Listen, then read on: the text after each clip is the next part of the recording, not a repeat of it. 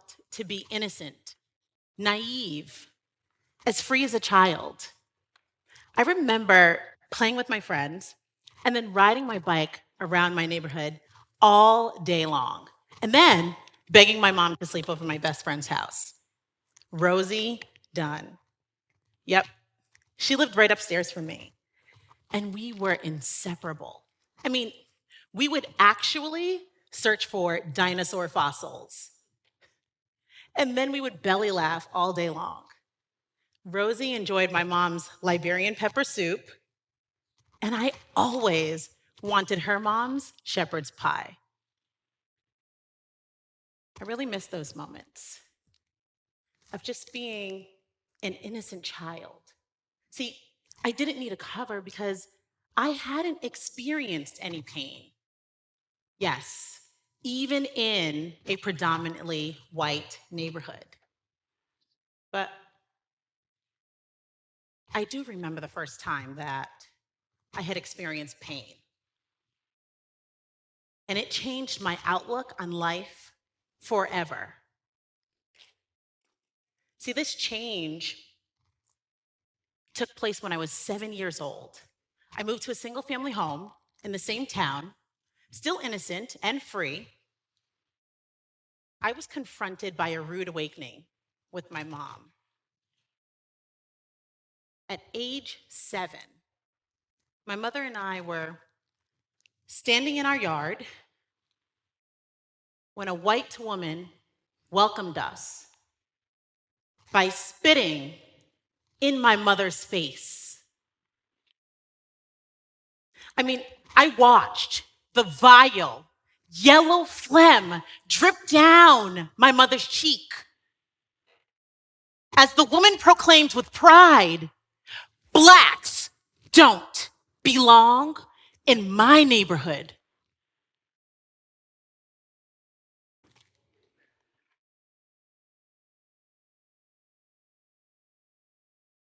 I stood in shock as I watched my mom calculate her next move. I mean, I could actually see the burden of self-regulation to ensure our safety in my young mind. I mean, I actually saw my mom think white woman violence plus Black woman response equals police.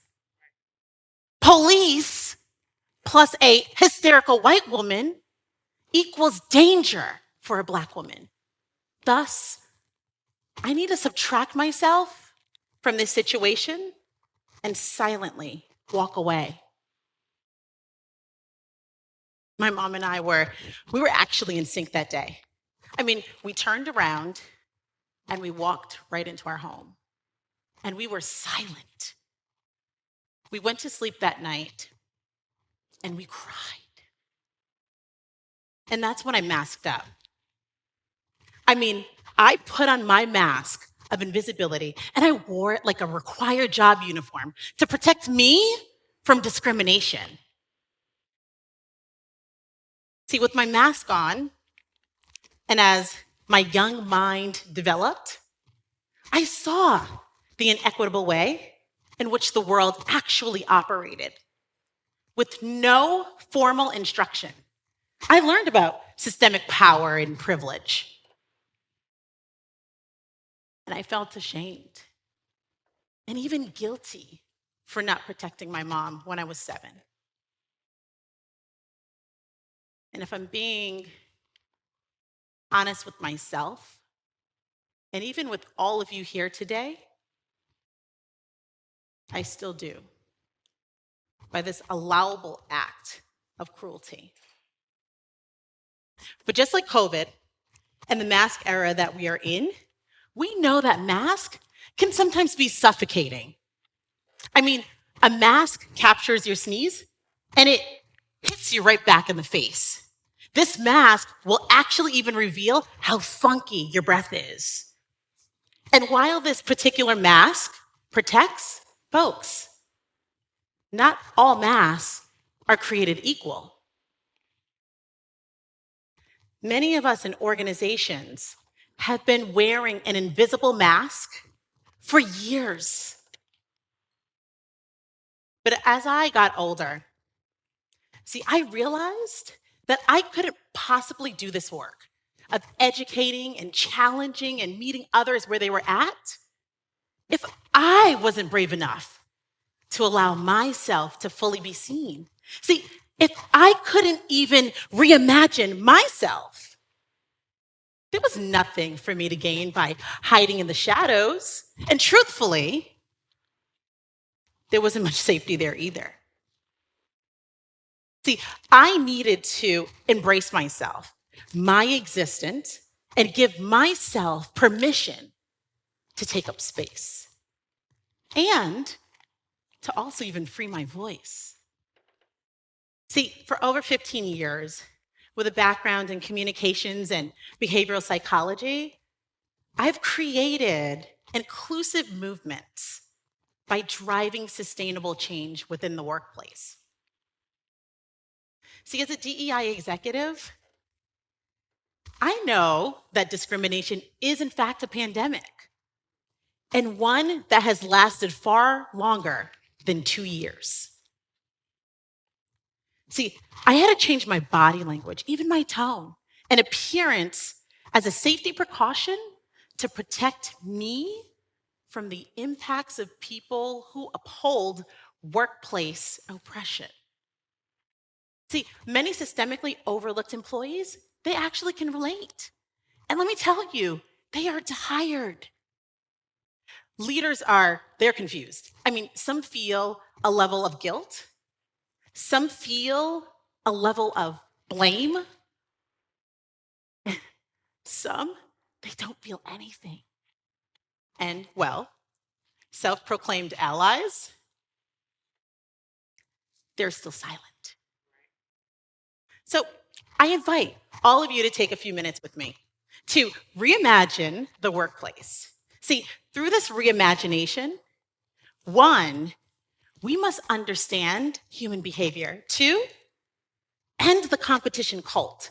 And three, we're going to establish sustainable DEI education that can truly shift an organization. So let's unpack a little bit the importance of human behavior. Why are some people operating authentically while others just hide behind invisible masks? See, to achieve this in the workplace, it actually starts with intentionally connecting with each other. So let me ask you, do you care about the person sitting next to you? Did you greet them with a hello as you sat down? Did you ask them for their name? I mean, did you even seek a way to connect? Or did you remain silent? I mean, what are you waiting for?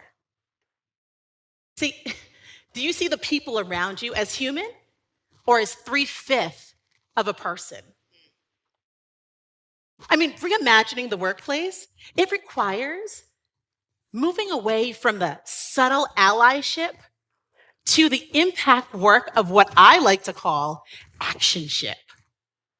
See, we must learn how to defend one another such that any hint, and I mean any hint of disparity, will in fact be challenged, whether or not we personally know each other or not. See, the person that might need you to advocate for them could be sitting right next to you.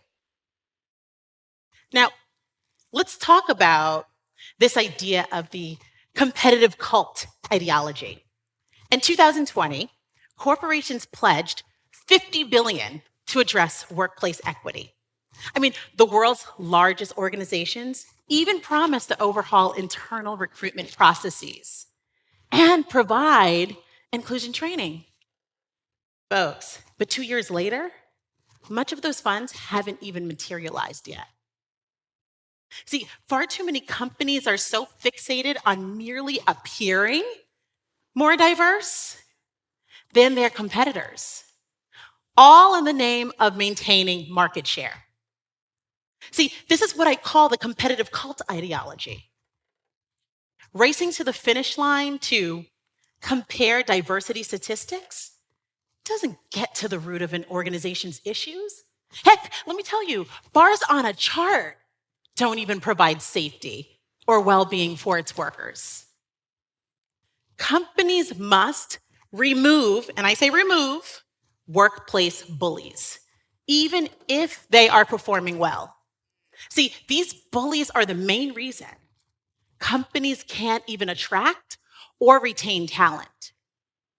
Reimagining the workplace, it requires that companies measure themselves against themselves. And it has to happen year over year, not against each other.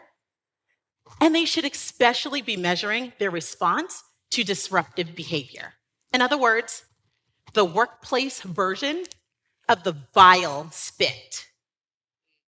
Which brings me to my third point here. We need to establish systems of sustainable DEI education. By showing hands, how many people have completed several repetitive rounds of mandated unconscious bias training? This one topic alone is not enough to create a safe workplace. See, a truly sustainable DEI education effort involves not just training, but is embedded into onboardings, team meetings, and even performance reviews. See, workplace discrimination, it hides in plain sight in every organization. Therefore, reimagining the workplace, it requires that education is built into every single role and process within the company. So, we need to move from mindlessly looking at each other to consciously seeing one another as people with different experiences and different identities. See, we need to help our neighbors with their invisible mask. And it goes beyond trainings and the competitive cult of statistics. See, I'm not talking about allyship, I'm talking about actionship.